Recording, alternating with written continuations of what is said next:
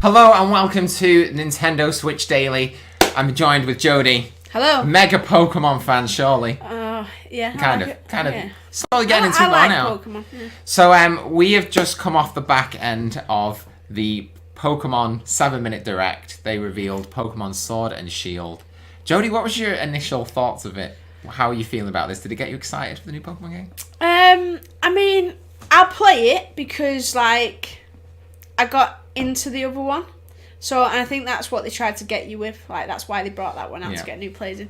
So, I'm excited. Well, not excited, but I'm this is what I expected to be the next step. So I mean, it's interesting because you come from the Pokemon Let's Go was actually your first proper Pokemon game, wasn't it? For me, I've played almost every single Pokemon game minus Black and White 2. So this is more targeted for me. Yeah. But they were trying to push very much that it's for everybody. So what was your first impressions of just the graphics? How do you feeling about the graphics? Because I feel like a lot of people are unsure. How are you feeling about it? It's a step up from Pokemon Let's Go, Pikachu and Eevee. That's good. I think that's what I like about it. And it's got that feel of Breath of the Wild in it as well. So I don't know if that's what they were going for. But... So it all makes sense now, doesn't it? Because a lot of the rumours were basically about that it's they're going for Breath of the Wild level, wow factor and stuff. I think for me, it had that right at the start when it showed that open sort of countryside area. But then, I was saying this in the reaction video, I feel like they've gone, that's what they've gone for, but then they've not just gone the whole way. Yeah. And it's you're seeing that there's some fixed cameras in certain areas, like the towns, and it seems like that's actually the whole game is actually fixed cameras. And I'm just it's just so annoying because we were so close. It feels like we were so close, and then they just pulled away. Another thing that I noticed when I rewatched the video, because I was like, how are they going to do the capturing system on this? How is it going to work? And then I realised when I watched it through again that Pokemon in the overworld is gone now, so you can't walk into Pokemon to initiate the fight. It's random encounters. So basically, you'll just be walking through the grass, and the screen will just flash, and then you'll just go into a battle with a random Pokemon. I don't know how do you feel about that? I don't like it, if I'm being honest. Because in Pokemon Let's Go, you could go, oh, it's a Pidgeot, I'm just going to avoid it. Yeah. When you've got 50 Pidgeots, and now, I could run into 6 Pidgeys all at once, and I'm no. I mean, it's clearly Generation 2, but I'm a bit no. What's Generation 2? Some of the Pokemon. Oh, you mean some of them in it, yeah. Some of them, yeah. So they've got bits from all generations, probably. For me, I mean, I know a lot of hardcore Pokemon fans hate Pokemon Let's Go because that's the thing to be cool to do that. I enjoyed it, but that was the one aspect of Pokemon Let's Go that I wanted them to bring over to the next generation because it just took out a lot of that frustration. A lot of RPGs these days, even big, Japanese RPGs now, they don't really do random encounters anymore because it's really annoying. Yeah. And you can choose when you want to go into a fight, and you can choose what you want to fight and things like that. Whereas I don't know if I'm going to be able to fully go back to random encounters because it's just, imagine you're just trying to get to the next town and you just don't want to do a load of fighting at that point. You will have to you'll just randomly just get caught up in Pokemon. Whereas you could avoid them before. Yeah, so that's obviously Pokemon Go. It sped up the whole process, didn't it? And that's what I loved about it. And you could choose to fight things if you wanted to, or you could just miss them out. Or, if I just wanted to go somewhere, I could. You know what I mean? It's just, I think that's going to be a problem. In terms of the graphics, though, I don't know. It's such a mixed bag because you've got scenes like this where it's the hill, looks really open, but you notice there's a fence going around it. You're not going up that hill. I know, but I want to deceptive. Exactly. So it's quite deceptive, isn't it? It's this. It's kind of this fake openness that's not really there. It's you could add this, but you're not getting it. Exactly. So what we want the fence. We don't want the fence. We don't. Remove the fence, Pokemon Company, Game Freak, whoever's involved in making this game. Yeah. So, yeah. But in terms of the graphics, it's clearly got a lot of the art style from Pokemon Let's Go, but it's stepped up.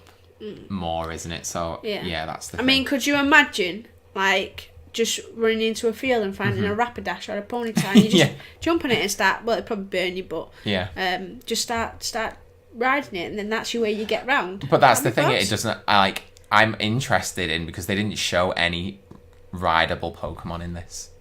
I know that's a bit sad. And that's what, again, worries me, because even in Pokemon Sun and Moon, which was on the 3DS, you had rideable Pokemon, and I'm like, surely they've not took that I mean, out. they had it in Let's Go as well, didn't they? Like, you could go on Charizard. That was the whole thing, wasn't it? That was like one of the big Rapidash things, yeah. yeah. And then obviously, spoilers at the end, because you should have played Pokemon Let's Go by now. I've not actually finished it, but...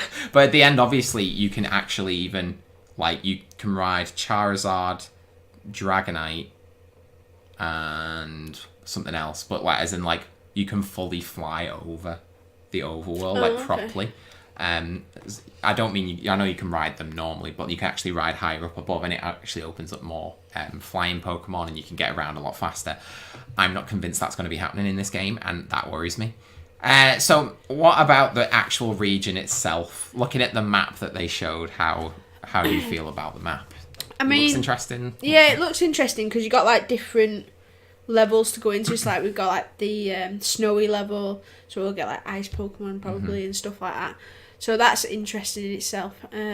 But yeah, I think he has stepped up from Let's Go. Yeah, I think it's good. So obviously the map makes it make more sense. Where, like you're saying, having a snowy area, it makes more sense because it's kind of gradually going up the landscape to a mountain area. Clearly at the top, though, what looks interesting at the top of the mountain, I thought it was just going to be like your typical Elite Four situation. But it's like looks like a whole town, and it's even got like, it even looks like, if I can go back a little bit more, you actually see it looks like there's Big Ben from London there, and like a London Eye and stuff, which is really weird.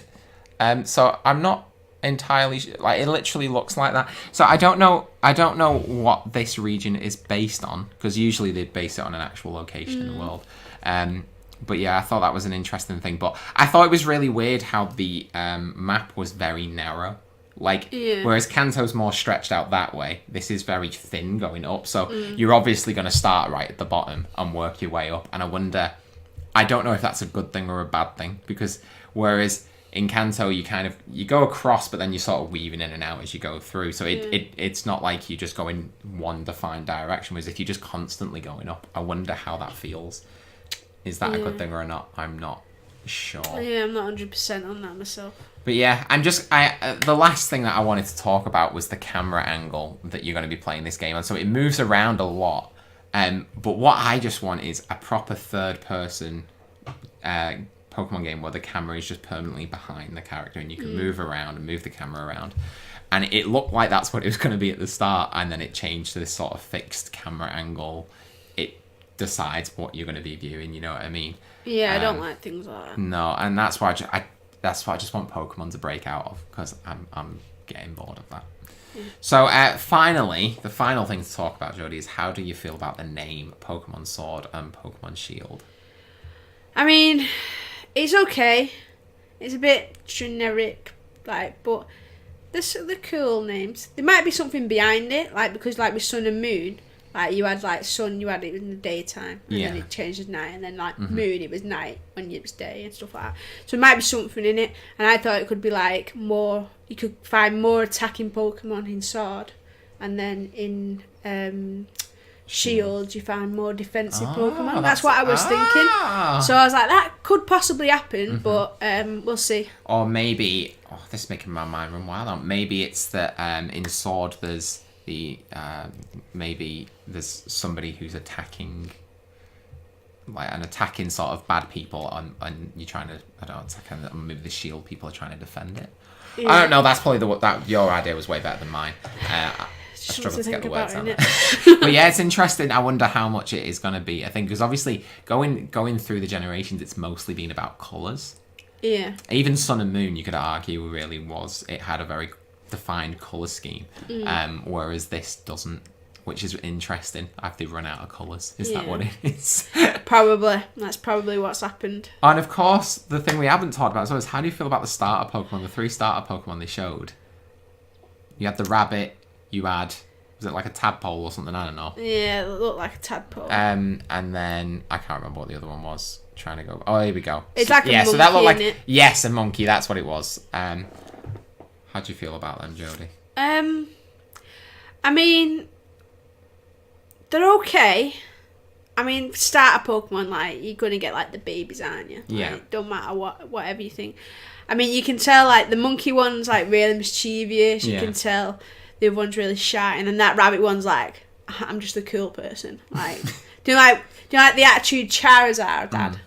I think that's the attitude that rabbit's going to have, like, completely. So I don't think I'm going to go with the rabbit. No, I get that. I know. To me, the rabbit was the worst one, and it seems like that's the one they're putting right in the middle. Like, this is the main one. Yeah. Which I'm like, ugh. This is the one everyone. I just thought the three of them looked really generic, and they look like ones that there's been in the past. And I think people are getting bored of the typical starting Pokemon being water, fire, and grass. Like, give us something different, give us something new.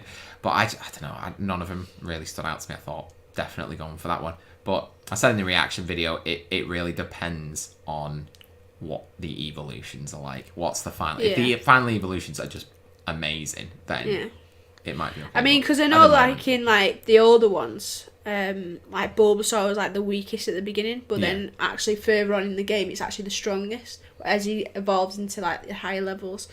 And it's one of them, it depends on the evolution of that one, so you need to do your research really before you go and play the game. I mean, Bulbasaur at the start, the Bulbasaur was great because obviously you fought Brock first, which was rock type, so it made that fight easier. Same for Squirtle.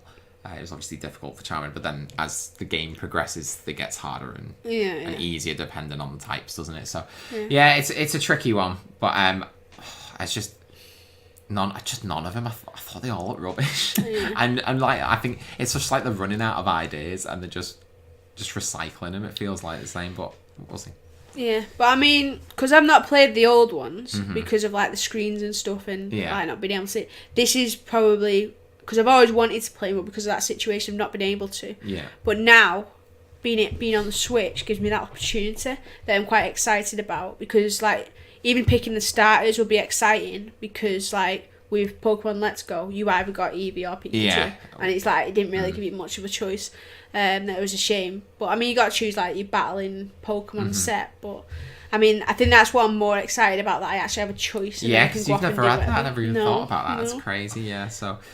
So yeah, I've had many years of having a choice, and I'm getting sick of the choices. So yeah, it's going to be interesting, and I'm interested to see again people that they've brought in with Pokemon Let's Go, which has obviously worked because it's sold 10 million, and I know obviously you and other people who have bought it who've never played a Pokemon game before. It's going to be interesting to see how each group handles the game differently. Because obviously you got the hardcore players who are just like crazy into it, and then you got the people who are new. So it's going to be interesting. And then we'll probably get another Pokemon Let's Go the following year. So there you go. So final thing, level of excitement, where are we at? About 7. About a 7. I'm at about a 6. I'm slightly less. There's just little parts I'm like, it's so exciting, and then they just ruin it with another. Yeah, I can see where you're coming from. So yeah, but like I said again in the reaction video, hopefully this is a stepping stone for the one that comes maybe in another 2 or 3 years, and they just fully go for it, and it just they finally just go for it. I mean, like, they've got so much money. Do it properly. That's true. So there you go. Just give us a Breath of the Wild situation. That's what we want. And on top of that, we want it to. I think that'd be sick. I think it'd be sick if basically it was like kind of like how Destiny works, where you're just walking around the world and you just see random players as well, so it feels like it's a living actual. That would be so cool. And then you get to play against them players. Exactly. But I was saying in the stadium, like when you go and do like the stadium tournaments, it'd be boss if you could play against each other in the stadiums, and then like that person ranks up, and then the exactly. Yeah, I mean exactly. And then like imagine like just trading and stuff. It'd make it so much more interesting, like it is in the show, where it's like you'd be walking around, you meet somebody like, oh, you can chat to him, you can go like, oh, what kind of Pokemon you got? Oh, you got that. Can I trade you for this? And it just happens actually in the world with your characters.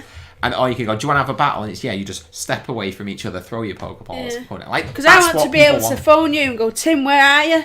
And then you go, I'm in the snowy bit. And be like, right, I'll be there in a minute. Let's have a fight. And then you fly there on your Charizard. Get my Charizard and go up there. You know what I mean? That's the thing. That is the dream. But it's just like, I just feel like what the Pokemon Company do on Game Freak is they do just enough to get away with it. You know what I mean? And that's what I feel like here. Like, if they didn't do it significantly better, people would have been annoyed, especially since there was rumours of Breath of the Wild style and all this. And I'm like, they've done just enough, because that's what I'm saying. They kind of got the openness there, but not quite. And I'm like, they just need to go that step further and just proper go for it. I mean, obviously, I think the full dream is to have a full Pokemon MMO. That's the dream. Yeah. But that's never going to happen because I'm lazy. So there you go. That's our thoughts really on the Pokemon Sword and Pokemon Shield direct that went out. Let us know, what do you think about Pokemon Sword and Shield? Are you excited for it? Do you not agree? I don't really know what other people are feeling. I've not really watched a lot of stuff around No, it. I'm not. But anyway, if you enjoyed this video, please give a thumbs up if you absolutely hated it. Of course, you can give it a thumbs down. And if you want to see loads more videos like this almost every day, that's going to be my new tagline, because with Switch Daily, almost. Hit that subscribe button and hit the bell button to be notified of every new video. Ding ding. And also, we do have our secondary channel as well, which is, well, it's secondary, it's actually our primary channel. Yep. They're both equal. They're both equal. We also have another channel called CGN Games. Go and check that one out, where we talk about all games, not just Nintendo. But thanks for joining us. We'll see you very soon.